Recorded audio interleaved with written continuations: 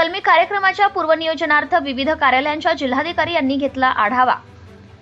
सामान्य नागरिकांचे दैनंदिन जीवन सुकर व्हावे याकरिता जिल्हा प्रशासन मुख्यमंत्री देवेंद्र फडणवीस यांनी सुचवलेले 7 कलमी कार्यक्रम राबवणार असल्याची माहिती अकोल्याचे जिल्हाधिकारी अजित कुंभार यांनी दिली आहे। याबाबत गुरुवार तालुक्यातील सर्व विभाग प्रमुखांची मूर्तिजापूर येथील तहसील कार्यालयात बैठक घेण्यात आली। यावेळी ते बोलत होते। राज्याचे मुख्यमंत्री देवेंद्र फडणवीस यांच्या आदेशावरून राज्यातील प्रत्येक जिल्ह्यात प्रत्येक तालुक्यात पुढील 100 दिवस 7 कलमी कार्यक्रम राबवला जाणार असल्याने याच्या पूर्वनियोजनार्थ मूर्तिजापूर येथील तहसील कार्यालयात जिल्हाधिकारी अजित कुंभार, जिल्हा परिषदेच्या मुख्याधिकारी बी वैष्णवी यांच्या प्रमुख उपस्थितीत तालुक्यातील सर्व शासकीय विभागांच्या प्रमुखांची बैठक आयोजित करण्यात आली। या बैठकीत पुढील 100 दिवस तालुक्यात प्रत्येक विभागाच्या वतीने विविध कार्य करावयाचे असून याकरिता पूर्वनियोजन करून कुठल्याही नागरिकांना कसल्याही प्रकारचा त्रास होणार नाही याची खबरदारी त्या कार्यालयाच्या प्रमुखांनी घ्यावयाची आहे। याकरिता आत्ताच्या क्षणापासूनच सर्वांनी कामाला लागण्याचा आदेश यावेळी जिल्हाधिकारी अजित कुंभार यांनी दिले। यावेळी जिल्हाधिकारी अजित कुंभार व जिल्हा परिषदेच्या मुख्याधिकारी बी वैष्णवी यांनी तहसील कार्यालय, पंचायत समिती, भूमी अभिलेख व उपविभागीय अधिकारी कार्यालयाची कसून तपासणी केली।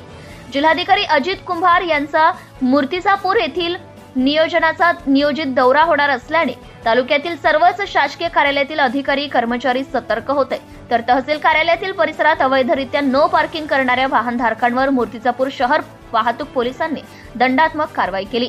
मात्र चक्क तहसीलदार यांच्या दालनाच्याच बाजूला असलेल्या आवारात असलेल्या विविध कार्यालयासमोर येथील कर्मचाऱ्यांनी अवैधरित्या आपल्या दुचाकी पार्क केल्याने कायदा हा केवळ सर्वसामान्य नागरिकांकरिताच आहे का असा प्रश्न सर्वसामान्य नागरिकांतून विचारण्यात आलाय। अशा प्रकारे तहसीलदार महोदयांच्या दालनालगत आलेल्या परिसरात अवैध वाहन पार्क करणाऱ्या कर्मचाऱ्यांवर कारवाई होईल का याकडे सर्वसामान्य नागरिकांचे लक्ष लागले आहे।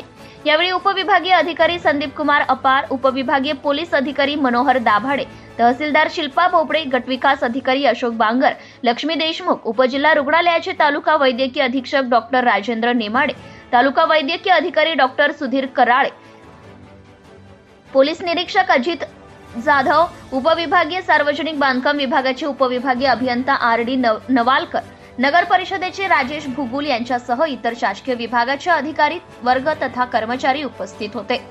सत्यशोधक न्यूज चॅनलसाठी मूर्तिजापूर तालुका प्रतिनिधी Nagorao Tayde. Subscribe now and press the bell icon. Never miss an update.